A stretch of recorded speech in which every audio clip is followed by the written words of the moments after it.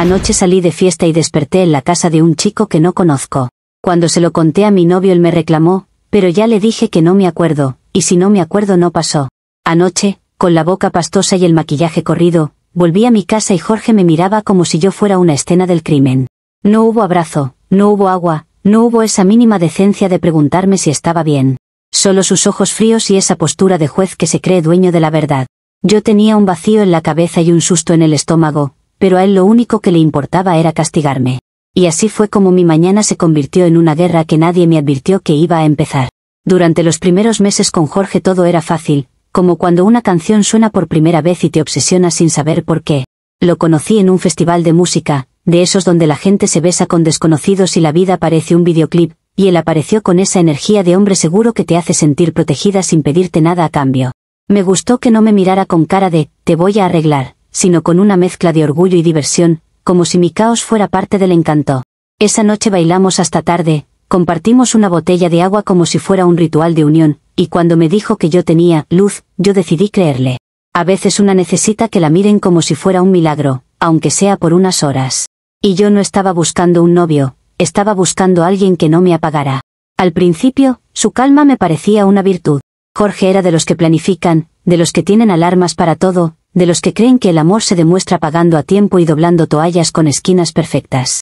Yo, en cambio, siempre he sido más de impulso, de vamos, de cambiar de plan si me da la gana, de salir cuando siento que la semana me está mordiendo.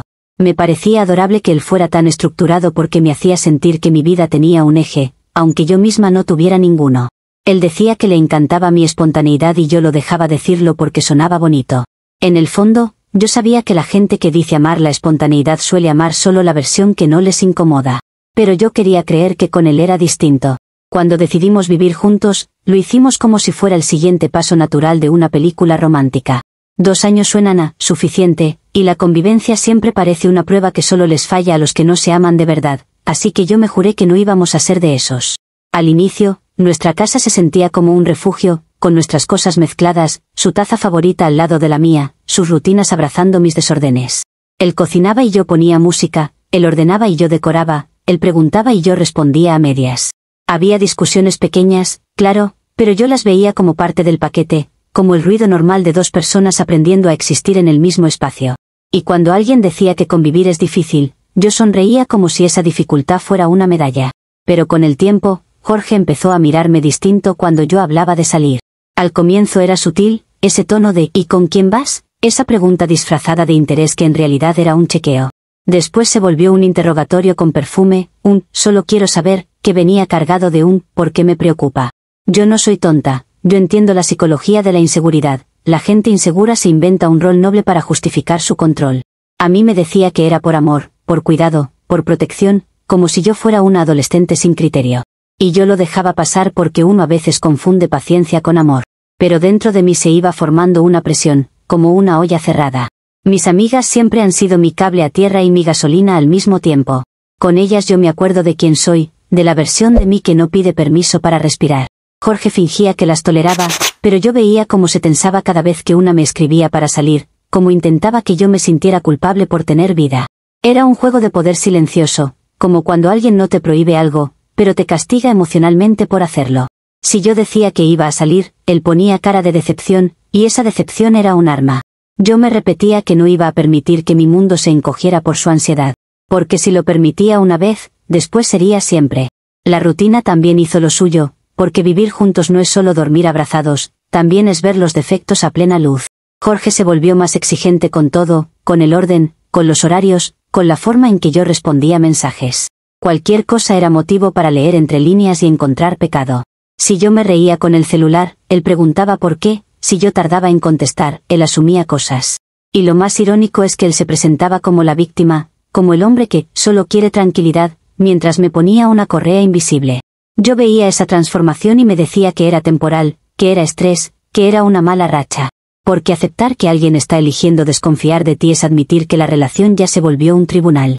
Yo tampoco soy una santa. Eso nunca lo he pretendido. Yo disfruto la noche, el ruido, el movimiento, ese momento donde todo se siente más ligero y nadie te pregunta por tu futuro. Salir es mi forma de reiniciarme, de quitarme encima la semana, de recordar que soy persona y no solo pareja. Jorge lo sabía desde el primer día, porque él me conoció así, en un festival, en un ambiente donde el mundo no tiene paredes. Y aún así, con el tiempo, actuaba como si yo le estuviera cambiando las reglas. Como si mi libertad fuera una trampa que él no vio venir, cuando en realidad la libertad siempre fue el trato. Yo nunca le vendí estabilidad, él la compró solo en su cabeza. Ayer salí con mis amigas porque yo ya estaba saturada. No era un plan de venganza ni una salida para buscar a nadie, era literalmente una válvula de escape después de semanas sintiéndome vigilada. Necesitaba reírme sin que alguien analice mi sonrisa, necesitaba bailar sin que alguien mida mi nivel de alcohol como si fuera un informe.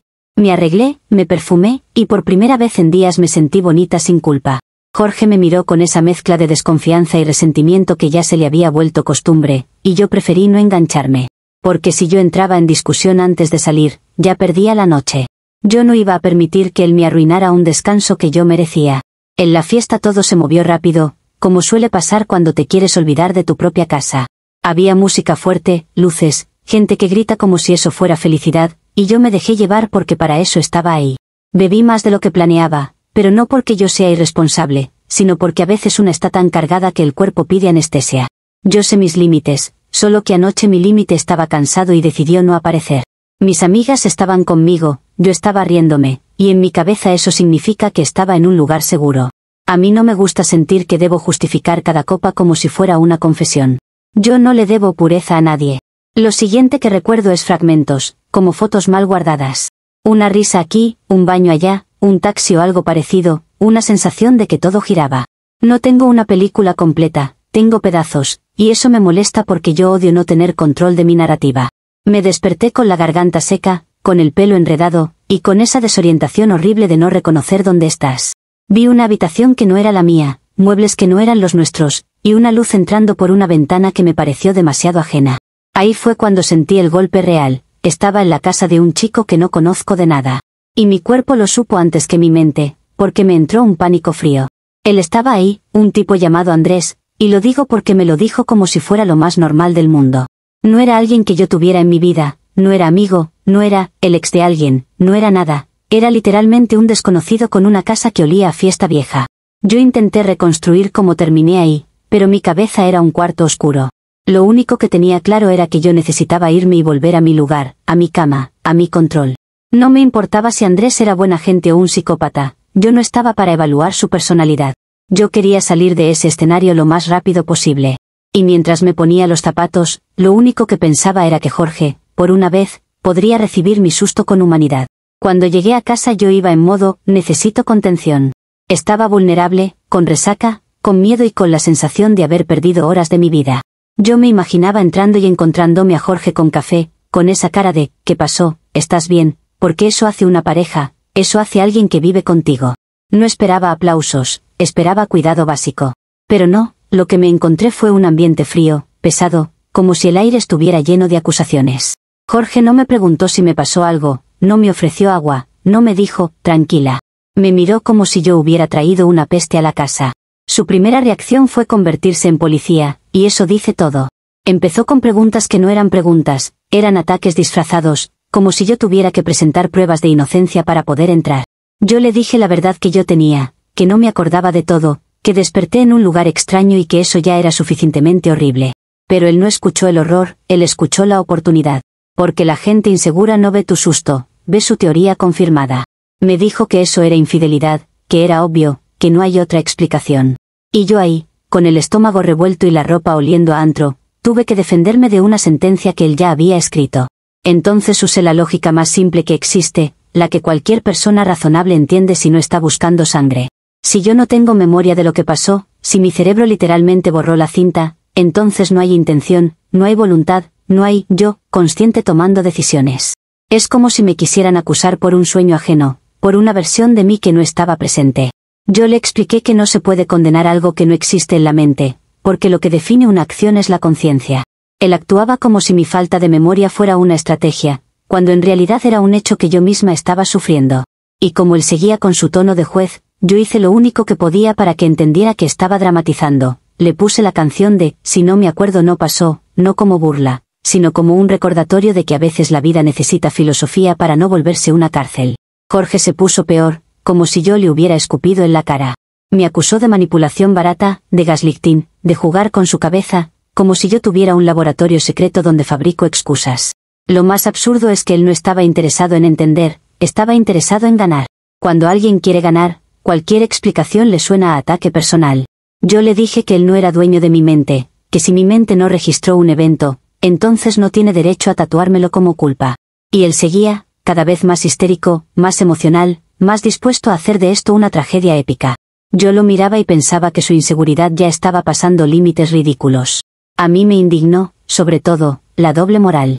Porque él se cree con derecho a armar un escándalo monumental por un olvido involuntario de una noche, pero cuando él olvida lavar los platos o deja cosas tiradas, espera que yo lo tome con humor, como si el descuido fuera tierno cuando le conviene. Él quería que yo cargara con la culpa de algo que ni siquiera puedo recordar, pero no soporta cargar con responsabilidades básicas sin ponerse a la defensiva. Y eso me confirmó algo que yo ya intuía: no era amor lo que lo movía, era control. Yo no estaba tratando de engañarlo, yo estaba tratando de proteger la paz, de evitar un drama innecesario por un vacío mental. Pero Jorge necesitaba el drama porque su mente funciona con sospecha, y sin sospecha no sabe quién es. Yo terminé esa conversación sintiéndome atacada, no comprendida. Me quedé con el cuerpo temblando entre la resaca y la frustración, y con la certeza de que él había decidido convertir mi susto en su espectáculo. Me fui a duchar como quien se limpia una culpa que no reconoce, intentando recuperar algo de dignidad. Mientras el agua caía, pensaba que cualquier pareja decente primero protege y después pregunta, pero Jorge primero acusa y luego se hace la víctima. Yo no le debo una confesión inventada para calmar su ansiedad. Yo le debo honestidad, y eso fue lo que le di, no me acuerdo. Lo demás que él se imagine es problema de su cabeza, no de mi vida. Comentarios de la historia principal. Usuario Anónimo 1 dice: me encanta cómo llegas esperando desayuno y consuelo, pero también esperas que tu novio acepte que te despertaste en casa de un desconocido porque tu cerebro borró la cinta. Encima le pones una canción como si eso fuera argumento legal. No es filosofía, es una excusa con glitter. Si te da miedo lo que pasó, normal, pero usarlo para invalidar cualquier reclamo es de manual. Respuesta de la OP: qué fácil es opinar cuando no eres tú la que se despierta desorientada y con la cabeza hecha pedazos. Yo no pedí que mi mente no recordara, y no voy a inventarme escenas para satisfacer el morbo de alguien inseguro. Lo del desayuno era lo mínimo humano, no un premio por portarme bien. Y sí, la gente necesita aprender a no hacer tragedias de todo porque después viven amargados como tú, buscando moralizar la vida ajena para sentirte superior. Usuario Anónimo 2 dice: tu comparación con los platos es la cosa más infantil que he leído. Una cosa es no lavar un plato, otra es aparecer en otra casa y decir, si no me acuerdo no pasó. Además, dices que querías paz, pero literalmente provocas a Jorge con una canción y lo tratas de histérico. Tú no quieres paz, quieres impunidad.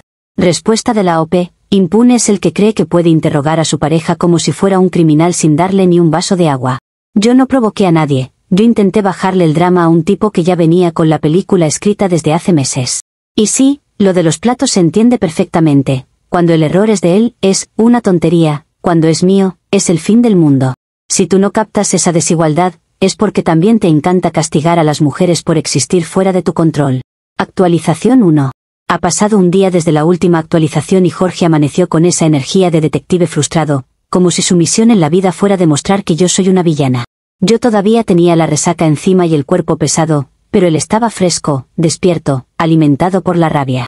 No hubo tregua ni silencio, solo esa tensión pegada en las paredes como humedad. Yo intenté mantenerme calmada porque no quería que convirtiera esto en una escena eterna. Pero cuando alguien está decidido a ganar, tu calma le parece provocación. Jorge empezó a moverse por la casa como si estuviera buscando pruebas físicas, como si de pronto nuestro hogar fuera una oficina de investigaciones. Yo lo veía agarrar el celular, mirar su pantalla, fruncir el ceño, y supe que se venía lo peor. Hay personas que no soportan la incertidumbre y prefieren cualquier verdad horrible antes que un vacío, aunque ese vacío sea real. Él no quería saber si yo estaba bien, quería un culpable que encajara en su guión. Y como yo no podía darle una escena completa, él decidió fabricarla con datos. La tecnología es el nuevo juez, y Jorge se aferró a eso como si fuera justicia.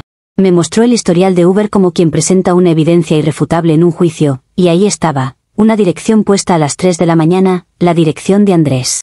Su cara cambió, como si por fin hubiera encontrado el clavo para colgarme.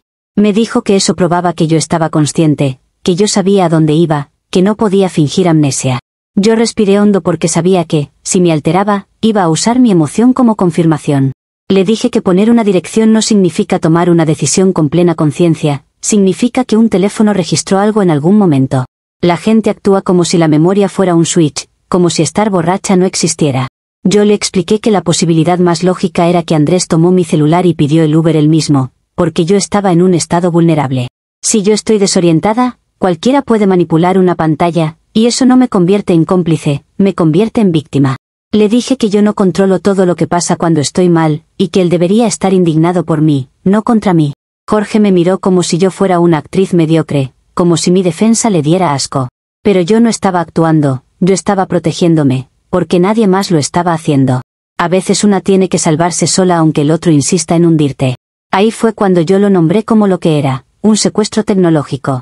Suena dramático, sí, pero es exactamente lo que pasa cuando alguien usa tu dispositivo para moverte sin tu consentimiento. La gente se ríe de términos así porque no les toca, pero cuando te pasa a ti, deja de ser chiste. Le dije que mi celular no es una extensión de mi moral, es un objeto que cualquiera puede agarrar. Jorge no quería escuchar la posibilidad de que yo fuera víctima porque eso le arruinaba el rol de víctima a él. Y Jorge vive cómodo en ese rol, le queda perfecto. Su indignación no era por mí, era por su orgullo herido. Lo peor es que, mientras yo intentaba explicar, él ya estaba marcando un número. Yo lo vi poner el teléfono en altavoz sin pedirme permiso, como si mi vida fuera un programa de entretenimiento. En ese instante sentí una mezcla de rabia y pánico, porque esa llamada no era para aclarar nada, era para humillarme. Él quería que yo escuchara algo que me destruyera o me incriminara.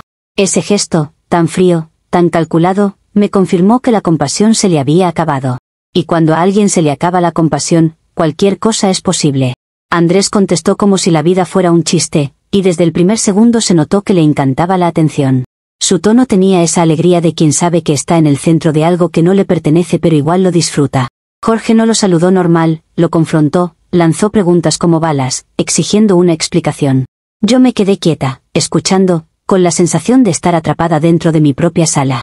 Andrés, en lugar de ponerse serio, se rió, y esa risa fue como una bofetada. En ese momento entendí que yo no solo tenía un problema con Jorge, también tenía un problema con la clase de gente que se cree con derecho a narrarte. Lo que dijo Andrés me cayó encima como agua helada, que yo no paraba de cantar esa frase de, si no me acuerdo no pasó, mientras bailaba encima de su mesa. Yo no tengo memoria clara, pero escuchar eso me dio una imagen lo suficientemente nítida como para sentir vergüenza ajena de mí misma. Porque no es lo mismo que yo lo use como filosofía para calmar un drama, a que un desconocido lo cuente riéndose como si yo fuera un meme. Jorge se quedó en silencio un segundo, de esos silencios que pesan, y yo supe que eso lo había destruido. La humillación es un combustible poderoso. Y Jorge estaba tragándose ese combustible con los ojos abiertos. Yo intenté intervenir, no para negar lo que dijo Andrés, sino para ponerlo en contexto. Le dije a Jorge que si yo cantaba cosas no significa nada, significa que estaba borracha y que una persona borracha repite cualquier tontería. Pero Jorge no quería contexto, quería sentencia. Andrés seguía riéndose, como si fuera gracioso que mi relación se estuviera rompiendo en un altavoz. A mí me dio rabia que él se sintiera tan cómodo contando mi noche como si yo fuera un personaje. Y también me dio rabia que Jorge le diera ese escenario, porque en su deseo de atraparme, me estaba exponiendo. Los dos estaban usando mi vulnerabilidad para cosas distintas, y en ambas yo perdía. Jorge colgó de golpe, sin despedirse, como si el aire se hubiera vuelto demasiado sucio para seguir respirándolo. Me miró con una expresión que no era enojo normal, era asco, como si yo fuera algo que se le había pegado sin querer. Esa mirada me dolió más que cualquier grito, porque no era una discusión, era una descalificación de mi existencia. Yo le dije que no tenía derecho a mirarme así, que él no sabe lo que me pasó, que él solo está acomodando piezas para tener razón. Pero él ya no estaba en modo conversación, estaba en modo expulsión. Y cuando alguien te quiere expulsar, cualquier explicación suena como ruido. Intenté recordarle que yo llegué asustada, que yo misma no sabía dónde estaba, que yo no me levanté diciendo, qué divertido, sino con pánico. Le dije que si él fuera un hombre decente, estaría preguntándose si alguien se aprovechó de mí, no celebrando que encontró un dato para acusarme. Jorge me respondió con esa frialdad de persona herida que decide volverse cruel, como si la compasión fuera una derrota. Yo lo vi caminar por la casa recogiendo cosas, abriendo cajones, moviéndose con un propósito que me asustó. No era un arrebato, era una decisión. Y las decisiones frías son las que más daño hacen. Entonces pasó lo más infantil, a la vez, lo más efectivo, se llevó el módem del internet. No se llevó ropa, no se llevó recuerdos, no se llevó nada que se vea en una película dramática, se llevó la conexión. Me dejó ahí, incomunicada, como si el castigo fuera convertirme en una isla.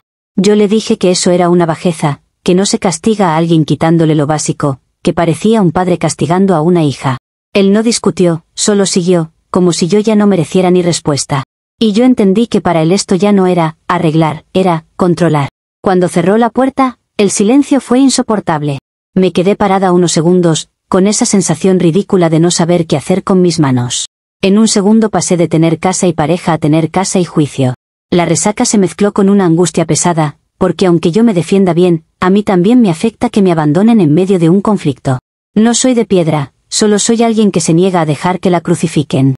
Me senté en el sofá y lo primero que hice fue buscar el teléfono por reflejo, como si el teléfono fuera oxígeno. Y ahí recordé que sin módem, mi vida cotidiana se volvía un cuarto sin ventanas. Intenté usar datos, pero en mi plan no estaban para una guerra doméstica. Me pareció absurdo que Jorge creyera que quitarme internet es una forma de hacer justicia, como si el castigo resolviera su inseguridad. Pensé en mis amigas, en pedirles ayuda, pero todo se sentía más difícil cuando no podía comunicarme normal. Me empezó a dar una sensación de encierro, como si me hubieran apagado el mundo para obligarme a pensar solo en su dolor. Y sí, entiendo que él se sienta herido, pero eso no le da derecho a convertir mi casa en una prisión. Además, él sabe que yo trabajo, que yo organizo cosas, que yo necesito conexión para todo. Lo hizo a propósito, y eso es lo que me da más rabia. Caminé por la casa buscando alguna forma de recuperar control, porque yo necesito sentir que hago algo, lo que sea. Me asomé a la ventana como si de pronto fuera a aparecer una solución en la calle. Incluso pensé en tocarle la puerta a un vecino para pedir WiFi prestado, y esa idea me dio vergüenza porque yo no debería estar mendigando conexión por culpa de un berrinche. Pero también pensé que tal vez esa vergüenza era exactamente lo que Jorge quería, verme humillada, verme dependiente, verme pidiendo permiso. Me di cuenta de que su castigo no era solo tecnológico, era simbólico. Era una forma de decirme, sin mí, estás limitada. Con el paso de las horas, la ausencia de Jorge empezó a volverse un mensaje. No volvía, no llamaba, no preguntaba nada, y esa indiferencia me picaba como una ofensa. Yo me repetía que era mejor así, que al menos no había gritos, que el silencio es paz. Pero el silencio también es amenaza, porque en el silencio la otra persona planea. Yo imaginaba a Jorge contando su versión, acomodando detalles, convenciendo a quien sea de que yo soy el monstruo. Y ese pensamiento me revolvía el estómago, porque yo puedo defenderme en una conversación, pero no puedo defenderme en historias que cuentan sin mí. La reputación se destruye en segundos cuando alguien habla con seguridad.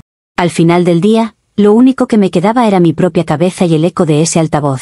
Me dolía que Andrés se riera, me dolía que Jorge me mirara con asco, me dolía que la casa se sintiera ajena de pronto. Y lo peor es que yo seguía sin recordar, así que mi defensa principal seguía siendo un vacío. Yo sé que la gente odia los vacíos porque no se pueden castigar. Pero ese vacío es real, y yo no voy a inventar una culpa para que él se sienta mejor. Si él necesita una historia para calmarse, que se la invente solo, pero que no me la pegue como etiqueta. Me fui a dormir con una inquietud que no me dejaba respirar bien. Sentía que, cuando alguien se lleva el módem, lo siguiente que se lleva es algo más grande, como si estuviera probando hasta dónde puede llegar sin que yo lo detenga. Yo no sabía si iba a volver al día siguiente, si iba a aparecer con más castigos, si iba a cambiar la cerradura o a llamar a alguien para meterlos en nuestra intimidad. Y aunque yo diga que soy libre, hay un miedo primitivo cuando te das cuenta de que alguien que duerme contigo también puede volverse tu enemigo. Me dormí pensando en una sola cosa, esto ya no era una discusión por una noche, esto era el inicio de una escalada. Y si Jorge ya empezó quitándome el mundo, no sé qué más va a intentar quitarme después. Comentarios de la actualización 1. Usuario anónimo 1 dice, tú no eres víctima de un secuestro tecnológico, eres víctima de tu propio alcohol y de tus excusas de concurso. Jorge encontró el Uber a las 3 de la madrugada y tú respondes con teoría conspirativa. Y encima, Andrés dice que bailaba sobre su mesa cantando tu frase como si fuera himno nacional. Eso no suena a alguien indefensa, suena a alguien orgullosa del caos. Respuesta de la OP, qué curioso cómo te emociona reducirlo todo a, te lo buscaste, como si eso fuera análisis y no sadismo. Que yo estuviera ebria no convierte a nadie en dueño de mi celular ni en narrador autorizado de mi noche. Y lo de la mesa, por favor, la gente baila en cualquier lado cuando está en fiesta, no es un contrato de culpabilidad. Jorge usó el altavoz para humillarme, eso sí es un acto consciente y calculado. Pero claro, eso no te indigna, porque te encanta cuando la humillada soy yo. Usuario anónimo 2 dice, lo del módem es lo único inteligente que hizo Jorge, porque así te corta el show y la victimización online. Dices que él te dejó incomunicada, pero tú lo dejaste con la cabeza destrozada y todavía exiges que te cuide la resaca. Además, te molesta que Andrés se ría, pero tú misma le pusiste la canción a Jorge como si fuera chiste. Estás cosechando lo que sembraste. Respuesta de la OP: inteligente es el que conversa, no el que castiga como si fuera carcelero. Quitar el módem no arregla nada, solo demuestra que a Jorge le importa más controlarme que entender qué pasó. Y yo no, exijo, que me cuiden, yo esperaba un mínimo de humanidad, porque eso se supone que haces con alguien con quien vives, incluso si estás molesto. Si a ti te parece normal que alguien use la incomunicación como arma, entonces el problema no soy yo, es tu idea retorcida de lo que significa amar. Y no voy a agradecerle un castigo solo porque a ustedes les fascina ver a una mujer arrodillada pidiendo permiso para existir. Actualización 2. Han pasado 3 días desde la última actualización y, aunque Jorge ya no está en casa, su mano se siente en todo, como si hubiera dejado un fantasma administrando mi vida. Al principio pensé que lo del módem había sido su berrinche máximo, su manera infantil de sentirse poderoso. Pero no, resulta que cuando un hombre se cree traicionado, de pronto se vuelve estratega, banquero y verdugo al mismo tiempo. Yo intenté mantenerme en mi eje, repetirme que esto se iba a enfriar, que él solo estaba reaccionando. Y entonces intenté pagar algo básico y mi tarjeta rebotó como si yo ya no fuera una persona, sino un riesgo. Descubrí que Jorge bloqueó mis tarjetas con una frialdad que me dejó helada, y lo hizo con una excusa moralista que me dio ganas de reírme de la rabia. Según él, no iba a financiar aventuras nocturnas, como si yo estuviera pidiendo presupuesto para ser villana de telenovela. Lo que en realidad estaba haciendo era asfixiarme para que yo me doble.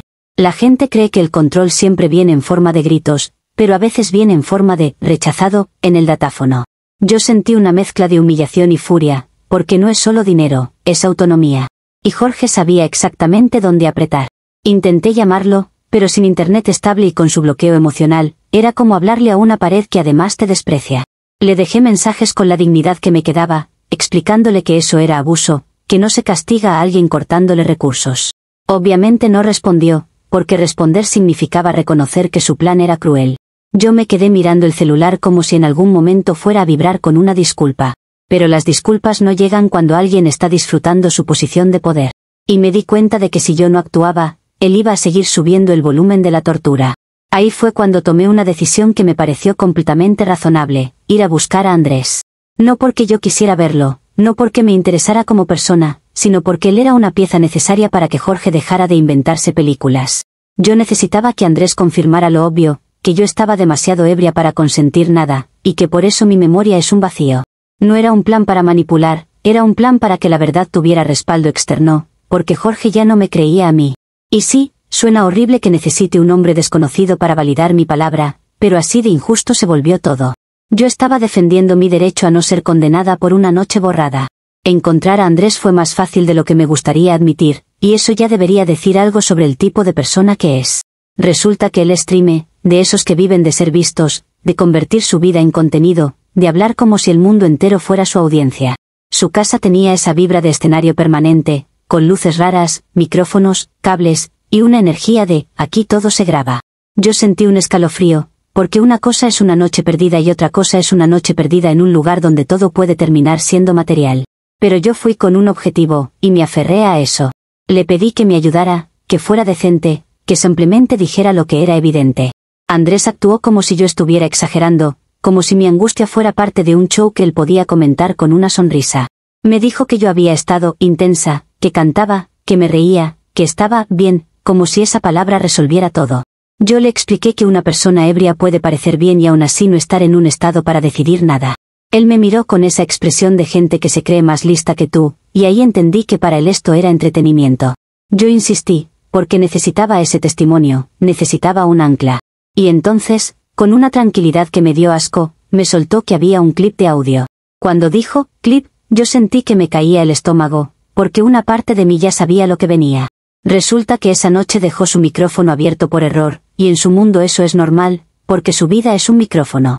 Me mostró el audio como quien presume un trofeo, y ahí estaba mi voz, demasiado clara, demasiado real.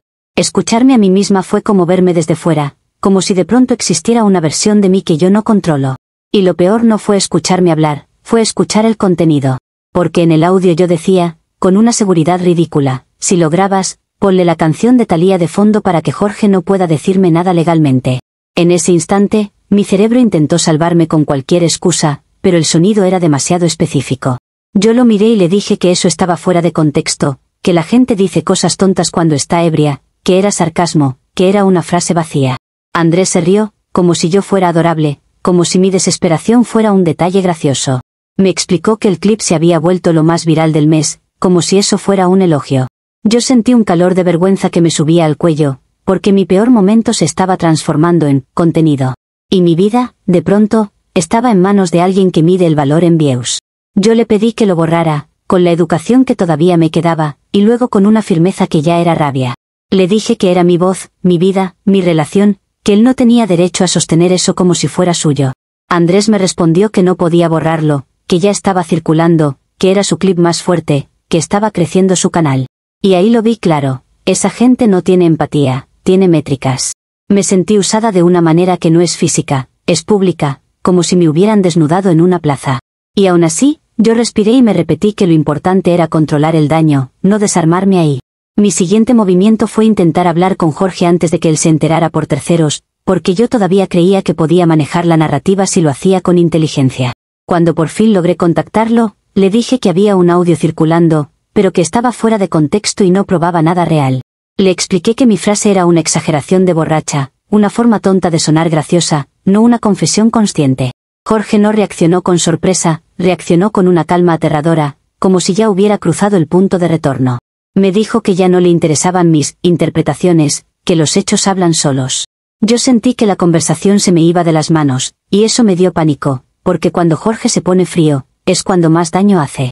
Yo intenté que entendiera algo básico, que un audio de segundos no define toda una noche, que la gente viraliza lo que le conviene, que Andrés es un oportunista. Le dije que lo que debía importarle era que yo volví a casa, que yo fui transparente, que yo no le oculté que desperté en un lugar extraño. Pero Jorge ya no estaba escuchando para comprender, estaba escuchando para recolectar munición. Me di cuenta de que él no quería una solución, quería una ejecución pública. Y lo peor es que yo sentía que él tenía la ventaja, porque cuando algo se hace viral, la verdad se vuelve irrelevante. La gente cree lo que se repite, no lo que se explica. En cuestión de horas, Jorge convirtió ese clip en un arma social. Usó el audio para enviárselo a mis padres, con una frialdad quirúrgica, como si estuviera presentando pruebas de un crimen. Yo me enteré porque mi mamá me llamó llorando, con ese tono de decepción que te deja sin piel. Mi papá ni siquiera me gritó, y eso fue peor, porque el silencio de un padre es una sentencia. Yo traté de explicarles que no se puede juzgar todo por un fragmento, que yo estaba ebria, que mi relación estaba tensa, que Jorge estaba actuando con maldad. Pero ellos no escuchaban contexto, escuchaban humillación familiar. Y en las familias, la vergüenza pesa más que la empatía. Ahí se cayó lo que yo no pensé que se podía caer tan rápido, la boda. Jorge canceló todo, sin consultarme nada, como si yo fuera un detalle administrativo. Yo tenía el vestido comprado, ya había ilusiones y planes, y sí, también había plata comprometida, porque estas cosas no se pagan con aire. De un momento a otro, mi vida pasó de vamos a casarnos a eres un chiste viral que avergüenza a tu familia. Yo sentí una mezcla de rabia y duelo, porque aunque yo no sea la persona más tradicional, igual duele que te arranquen un futuro de la mano. Y Jorge lo hizo con un clic, como quien borra un archivo. Lo más grotesco fue que, además de cancelar, se lavó las manos con una facilidad insultante. Me dejó con una deuda de catering que ya estaba comprometida, y se negó a pagarla, como si yo fuera la única responsable de todo lo que pasó en el universo. Yo intenté negociar, llamar, explicar, buscar opciones, pero Jorge ya había decidido que su castigo era que yo cargara sola con las consecuencias económicas. Esa es su forma de justicia, que el dolor te duela también en el bolsillo. Yo me sentía atrapada, porque si no pagaba, mi nombre quedaba manchado, y si pagaba, estaba aceptando una culpa que no siento como mía. Y esa contradicción me rompía por dentro, porque yo no iba a permitir que él me definiera. Intenté hablar de nuevo con Andrés para que, al menos, se comportara como ser humano y frenara la circulación del clip. Le dije que estaba destruyendo mi vida, que no era un chiste, que yo tenía familia, trabajo, reputación. Andrés me respondió con indiferencia educada, diciendo que lo siente, pero que él no controla Internet, y que además su audiencia ama el audio. Yo lo miré y sentí que estaba viendo el futuro, un mundo donde tu peor día se vuelve meme y nadie se responsabiliza. Esa fue la consecuencia inesperada de haber ido a buscarlo. En vez de obtener defensa, obtuve exposición. Y esa exposición alimentó la crueldad de Jorge, que encontró una forma perfecta de dejarme sola. En mi cabeza, yo todavía intentaba sostener algo de lógica. Si Jorge de verdad me hubiera amado, habría cuidado mi vulnerabilidad, habría protegido mi nombre, habría hablado conmigo en privado. Pero él prefirió exhibirme y convertir mi error o mi vacío en un espectáculo para ganar apoyo social. Eso no es dolor, eso es estrategia. Y cuando empecé a pensar así, también empecé a sentir miedo, porque alguien capaz de usar a tus padres como público es capaz de usar cualquier cosa. Yo me acosté esa noche con la sensación de que mi vida se había vuelto propiedad de otros. Y lo peor es que yo no sabía cuál era el siguiente golpe, solo sabía que venía.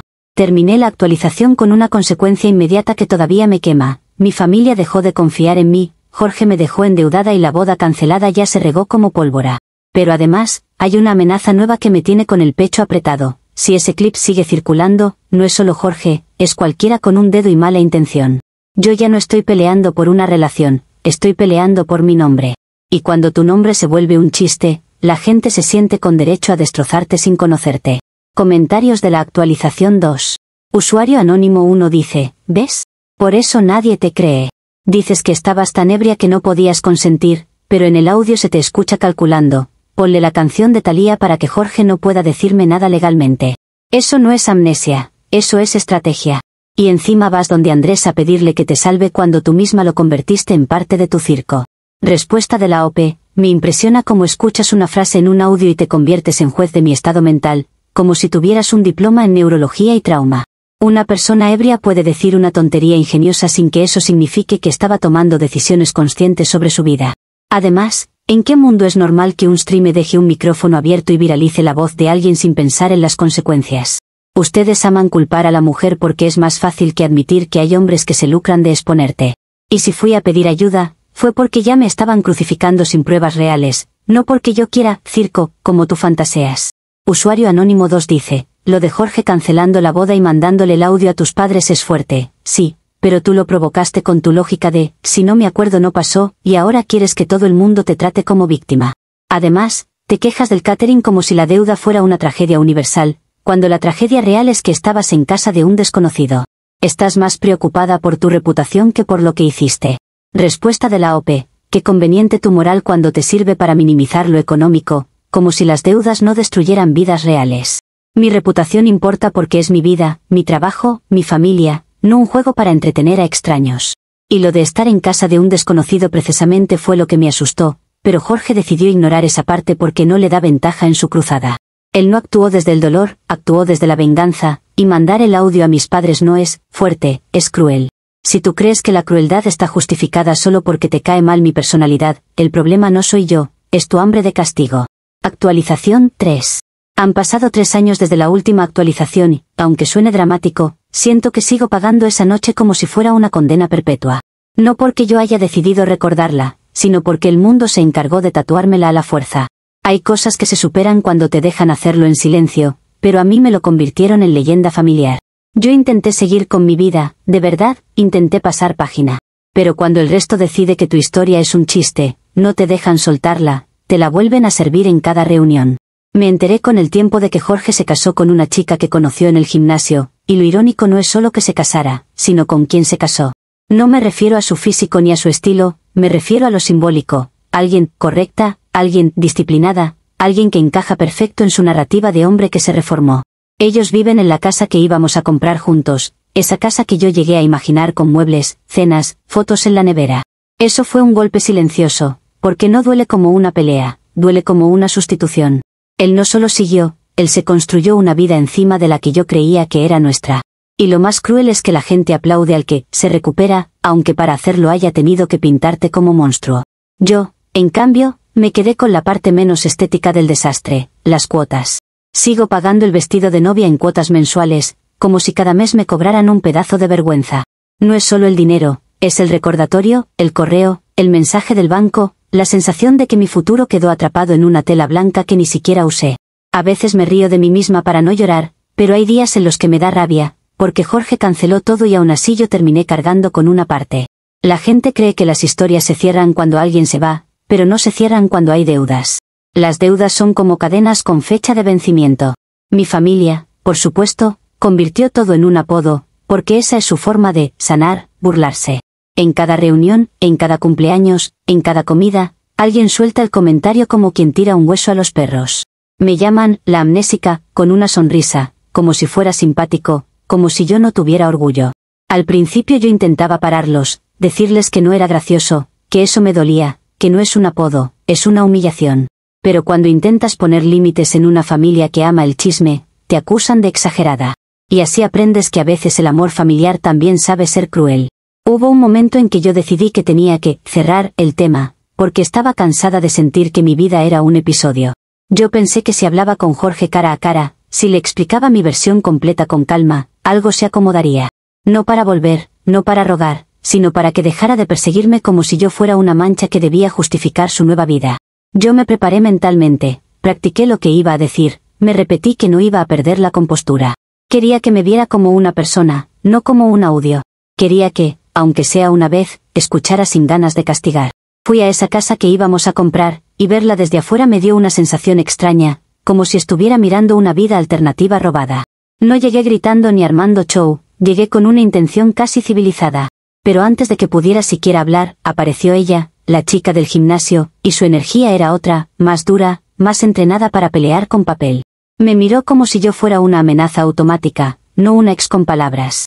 Y ahí descubrí el dato que terminó de cerrarme la puerta. Ella es abogada.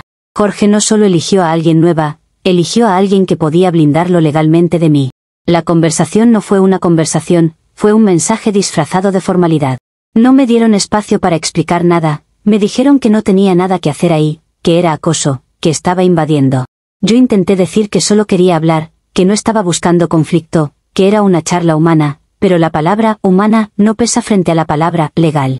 En menos de lo que canta un gallo, la chica me habló de límites, de órdenes, de consecuencias, y Jorge se quedó detrás como si fuera un niño protegido por su nueva mamá jurídica.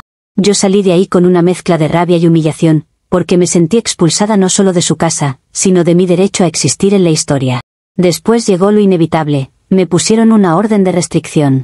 Cuando recibí la notificación, sentí que el piso se movía, porque esa palabra te marca, te convierte en la peligrosa, la insistente, la que no supera.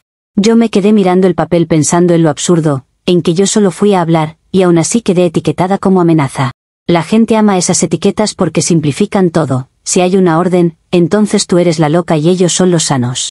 Yo quería gritar que no es así, que hay manipulación, que hay estrategia, que hay una narrativa armada. Pero la ley no escucha narrativas emocionales, escucha documentos. Así terminé viviendo en un departamento compartido, porque entre deudas, reputación dañada y esa sensación de que cualquier paso podría usarse en mi contra, mi vida se volvió más pequeña. Mis roomies son buena gente, pero me miran con esa mezcla de cuidado y juicio, como si yo fuera un vaso que se rompe fácil. En teoría lo hacen por protegerme, pero a veces se siente como control disfrazado de cariño, y yo ya estoy cansada de que me controlen. Si me ven con una cerveza, me esconden las llaves como si yo fuera una adolescente castigada. Me dicen que es por mi bien, que no quieren otra noche, y yo siento que me están reduciendo a un evento. Yo no soy una noche, yo soy una persona, pero para ellos esa diferencia se volvió borrosa. Lo que más me desespera es que yo no puedo tener una vida normal sin que alguien haga referencia a la historia. Si digo que estoy cansada, alguien suelta un comentario de «no te vayas a olvidar», y se ríen como si fuera inocente. Si digo que salgo, me miran raro, como si mi salida viniera con advertencia. He intentado cambiar, moderarme, demostrar que soy responsable, pero cada intento se encuentra con la misma pared, la gente ya decidió quién soy. Y cuando alguien decide quién eres, tus acciones solo se reinterpretan para confirmar su prejuicio. Es agotador vivir como si tu identidad fuera un rumor. Lo más cruel, y esto sí me da ganas de romper cosas, es que la canción aparece en todas partes. Yo entro a una tienda y suena en la radio, yo me subo a un taxi y el conductor tararea, yo paso por una cafetería y alguien la pone como broma. Al principio pensé que era paranoia mía, como si mi mente buscara el patrón, pero con el tiempo entendí que simplemente es una canción popular y el universo tiene un sentido del humor horrible. Cada vez que suena, siento que me están apuntando con el dedo aunque nadie sepa quién soy. Es como si el mundo me recordara, aunque tú no te acuerdes, otros sí. Y esa idea me enferma porque yo no pedí que mi vida quedara pegada a una frase. He intentado rehacer mi imagen, incluso frente a mí misma, porque una también se cree lo que le repiten. He ido a terapia, he leído, he intentado ponerme objetivos, crecer, sanar, todo ese vocabulario que suena bien en Instagram. Pero no es tan simple cuando tu entorno se alimenta de tu caída. Un día estás avanzando y al siguiente estás en una reunión familiar escuchando el apodo otra vez. Un día estás tranquila y al siguiente te llega un recordatorio de pago del vestido. Un día crees que ya pasó y al siguiente suena la canción en una tienda y te tiemblan las manos. Yo no vivo en paz, vivo en una especie de eco. A veces, lo que más me duele es la injusticia del desenlace. Jorge construyó una vida nueva con la etiqueta de hombre que se respetó, y yo quedé como la amnésica, a la que hay que vigilar. Él tiene casa, esposa, estabilidad, y yo tengo un apartamento compartido donde me esconden las llaves. Él se llevó el final bonito, yo me quedé con el meme. Y sí, quizás suena victimista, pero es la realidad. Cuando la narrativa social te castiga, no importa cuánto cambies, te siguen cobrando lo mismo. Me indigna porque yo no soy un monstruo, yo soy alguien que vivió una situación borrosa y luego fue destruida por la claridad de un audio. Lo peor es que, en estos 3 años, yo tampoco recuperé el recuerdo completo, y eso me deja en un limbo eterno. Si recordara algo, aunque fuera feo, al menos tendría algo concreto que enfrentar. Pero no, mi cabeza sigue siendo ese cuarto oscuro, y la gente llena la oscuridad con lo peor. Yo he aprendido a vivir con esa incomodidad, pero hay días en que me pesa tanto que siento que me falta aire. Y ahí es cuando entiendo que la memoria no es solo un archivo, es una defensa, y yo me quedé sin esa defensa. Por eso me duele cuando se burlan, porque se burlan de la parte más vulnerable de mí. Hoy, 3 años después, mi consecuencia inmediata sigue siendo la misma. Sigo pagando el vestido y sigo pagando la etiqueta, y la orden de restricción es un recordatorio de que ni siquiera puedo acercarme a cerrar el tema con palabras. Mi nueva amenaza no es Jorge, ni su esposa abogada, ni Andrés el streame, es algo más simple y más cruel, que mi vida se reduzca para siempre a un chiste repetido. Porque cuando tu entorno te trata como si fueras una bomba, tú empiezas a vivir como si lo fueras. Y yo estoy cansada de que el mundo entero decida recordar por mí lo que yo no pude recordar. Comentarios de la actualización 3. Usuario anónimo 1 dice, 3 años y todavía sigues actuando como si el universo te debiera compasión, cuando tú misma creaste tu propio eslogan. Te cancelaron la boda por un audio donde tú literalmente pides que pongan la canción de fondo, y ahora te ofende que tu familia te diga, la amnésica. No es crueldad, es consecuencia. Además, ¿en serio fuiste a la casa de Jorge a explicar tu versión, y te sorprende que te metan orden de restricción? Respuesta de la OP, me encanta cómo reduces una vida a un titular, como si el dolor fuera un castigo que se disfruta. Que yo haya dicho una frase estúpida en un audio no le da derecho a nadie a convertirme en personaje público de por vida. Y no, una familia no tiene derecho a humillarme en nombre de la consecuencia, eso es sadismo con mantel. Lo de la casa fue un intento humano de cerrar algo que me perseguía, pero claro, si tú ya decidiste que yo soy la loca, cualquier intento de hablar se convierte en acoso. La orden de restricción fue estrategia, no protección, y quien no lo ve es porque le conviene creer en la versión fácil. Usuario anónimo 2 dice, lo más gracioso es que todavía te pintas como víctima de control, pero tus roomies te esconden las llaves porque te ven con cerveza, o sea, la gente alrededor tuyo ya no confía ni un poco. Y la canción sonando en taxis y tiendas no es el universo señalándote, es paranoia. La realidad es que Jorge siguió con su vida y tú sigues orbitando la misma noche, como si fuera tu identidad porque te conviene. Respuesta de la OP, no es paranoia sentir que te persiguen cuando literalmente tu entorno te lo recuerda todo el tiempo con apodos, chistes y desconfianza. Que mis roomies me escondan las llaves no prueba que yo sea peligrosa, prueba que la gente se siente con derecho a infantilizarme porque escuchó una historia incompleta. Y decir que Jorge siguió con su vida, como si eso lo volviera moralmente superior es una trampa baratísima. Claro que siguió, porque construyó su relato perfecto y lo blindó con una abogada. Yo no orbitaba esa noche por gusto, orbitaba porque me la empujaban a la cara cada mes con cuotas, cada reunión con un apodo y cada vez que suena esa canción. A ti te conviene llamarlo, me conviene, porque así no tienes que reconocer lo cruel que es que el mundo no te deje cerrar nada.